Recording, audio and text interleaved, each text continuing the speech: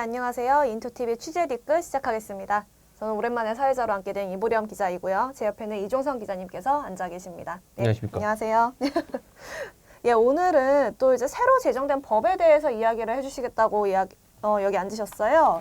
그 어선안전조업법이라는 건데 올해 8월 시행 예정이라고 합니다. 그 인천시에 이제 접경 지역에 계신 어민분들이 좀 적용을 받는 법이라고 하는데 이제 이 법의 내용이 구체적으로 어떻게 되죠? 일단 지난해 이제 통과된 어선 안전조업법이 이제 올해 8월에 시행 예정인데 이게 좀 어민들의 어업 활동을 지나치게 규제한다는 좀 평가가 나오고 있습니다. 일단 이 법을 어기면은 최대 형사처벌로 징역 1년까지 처해질 수 있는 상황인데요. 주요 내용은 그렇습니다. 이 법안을 발의한 유기준 의원의 이제 제안에 따르면요. 당시가 이제 2016년에 이 법안을 제안을 했습니다. 이제 지난해 통과됐으니까 그래도 한 3년 동안 국회에 계류돼 있었던 법안이죠. 근데 이제 2016년이면은 이제 박근혜 정권 시절입니다. 네. 당시에는 이제 남북 대치 상황이 좀 심하기도 했어요. 그리고 이제 남북 갈등이 심한 상태에서 당시에 여당이었던 이제 당시 새누리당이죠.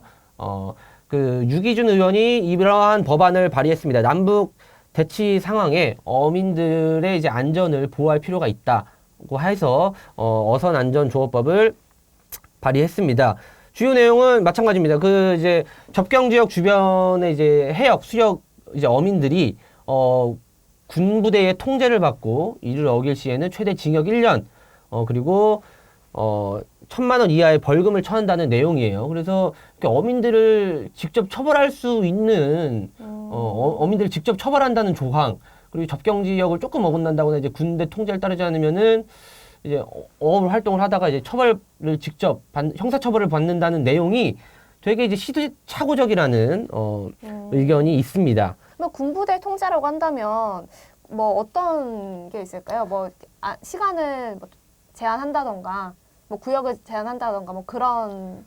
그런 이제 세부 시행령은 마련돼야 되는 거고요. 아직 마련은 안 된 상황이군요. 근데 일단 중요한 거는 이제 뭐 해경도 아니라 이제 군부대 통제를 굳이 그렇게 받게 해야 하는가, 라는 거에서 좀 많이 의아한 점이 있고요. 그리고 이제 올해 문재인 정부 들어서는 이제 주로 이제 서해 5도 구역을 이제 평화 수역으로 만들기 위해서 갖은 노력들을 진행하고 있습니다. 일단 조업 시간을 확대하기도 했고요. 뭐 이제 일출 전 뭐 한 30분, 뭐 일몰 후 30분 해가지고 이렇게 이제 1시간 뭐 조업 시간을 확대하기도 했고, 그리고 이제 지난 2월에는 해양수산부가 이제 여의도 면적의 84배 정도로 이제 서해 5도 어장을 확장하기도 했거든요. 그래서 이제 어민들의 이제 활동 반경이 더 넓어지게 하려고 이제 만들고 있는 마당에 이런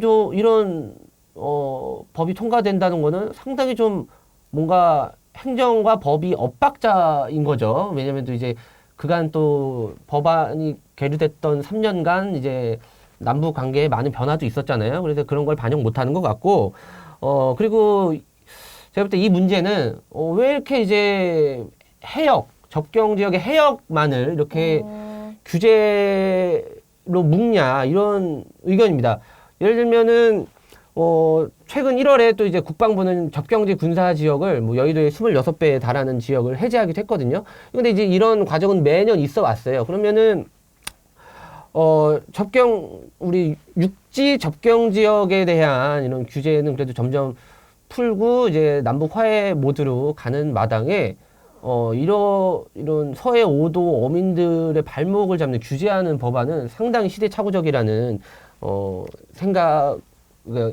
시대착오적이라는 비판이 좀 나오고 있는 상황입니다. 네, 그러니까 정리를 하면 예. 지금 강화도나 옹진군 같은 경우는 이제 접경 지역인데, 예. 그리고 저도 이제 기사를 쓰기도 했고 보기도 했어요. 그 강화군에 이제 군사 시설이나 네. 군사 제한 시설이 굉장히 많아요. 그래서 뭐 건물 5층 이상 쌓을 수 없다라든지 그런 네. 규제 상황이 굉장히 많은데, 이런 부분에 관해서 이제 주민들의 재산권을 보장하기 위해 이런 규제는 풀어주고 있는 상황인데, 어업 활동을 하는 어민들에 대해서는 도리어 처벌 수위를 강화한다라는 이 점이 좀 이율 배반적으로 좀 가고 있는 상황인 것 같고요. 네. 그리고 또 어민들 같은 경우는 그러면 조업 활동을 하면서 이제 생존권을 유지를 해야 되는 분들인데, 이 조업 활동 자체가 그분의 생존권하고 연결이 되는 부분이거든요. 그죠. 근데 어획량 감소도 그쵸. 무시할 수 없습니다. 그런데 네. 이제 이런 부분들을 제한을 한다. 그러면 이에 따른 어떤 보상이라든지 뭐 네. 다른 게 반대급부로 따라오거나 해야 되는 부분이 있는데 지금 그런 부분에 관해서 세부 계획은 아직 나와 있지 네. 않은 상황이라는 거죠. 네, 그런 거고요. 그리고 사실 이 법안이 통과될 당시만 해도 그런 뭐 문제가 없었던 건 아닙니다. 뭐 이제 당시에 이제 농림축산식품해양수산소위원회에서 당시에 이제 민주당 송금주 의원이 제가 지적했던 거랑 똑같은 비판을 가하긴 했어요. 이제 어민을 보호하겠다는 제정법을 만들면서 아니 어민들을 형사처벌한다는 규정을 꼭 넣어야 하느냐. 그래서 이제 남북 공동 어로 구역으로 이제 뭐 발전할 수도 있는 이제 서해 5도 수역을 이제 왜 그 NLL 구시대적인 NLL 경계로 이제 어민들 처벌한다는 게 이제 이해가 되지 않는다. 뭐 이런 지적을 했었고요.